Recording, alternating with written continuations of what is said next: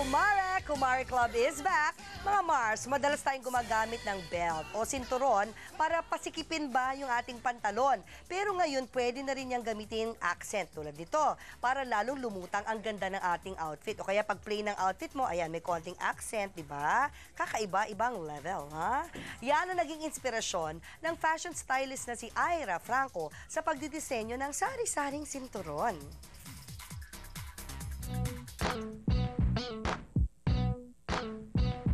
Gumagawa talaga kami ng customized na belts. So, ako yung nagde-design, tapos yung customers, they just check online which ones they want.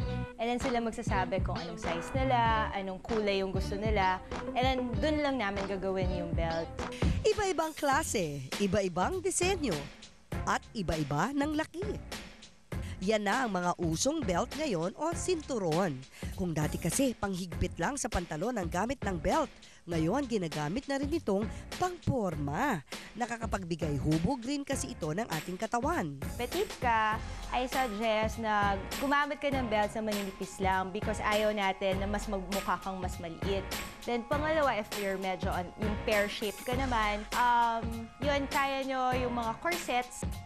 Bawat disenyo ni Ira ay unique, kaya naman personal niya ring pinangalanan ang kanyang mga creations. Nandyan ang carry belt na bagay sa mga straight gowns and dresses. Ang estirata belt na gawa sa garter. Silhouette belt na isang dangkalang lapad at nakakaliit ng baywang lalo na kung tayo ay chubby. At jelly belts na bagay sa mga bagets. Meron din siyang braided belts o sinturong hinabi at magandang accent sa anumang klase ng damit. Narito naman ang tip ni Ira kung paano ang tamang pagsusuot ng belts.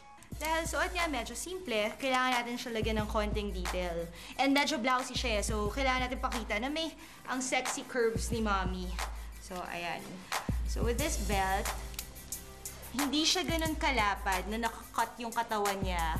Pero it's wide enough to show a little, wide enough to show the curves na nasicinch yung sa sides.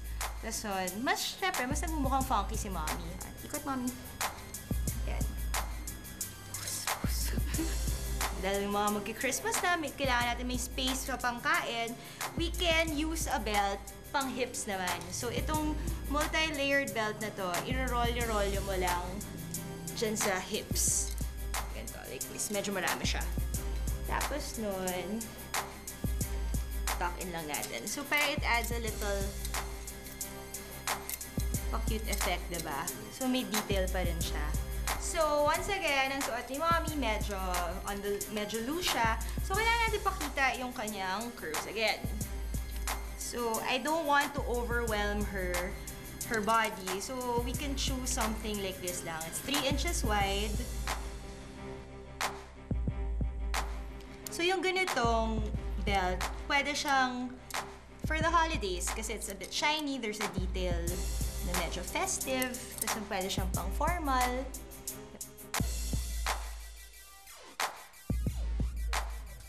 Ayun. Tinan nyo, kahit pala puting belt, nakakapayat din. Katulad na nakita natin kay Mommy kasi nga solid yung color. Tapos ito naman, kahit hipster, actually, it will not really make your hips really wide kasi nga manipis tapos printed. Yun pala ang trick sa pagpili ng inyong mga belt, mga mothers. Di ba? Fashionista talaga ang dating ng mga customized belts ni Ira. Kaya mga Mars, tignan ninyo ulit ang plano ninyong isuot ngayong Pasko. Baka mas magiging fashionista pa ang dating nyo kung dadagdagan yan ng fashionable na sinturon. O tandaan mga Mars, bawal maging losyang dahil fashionistang mudra lang ang katapat niyan.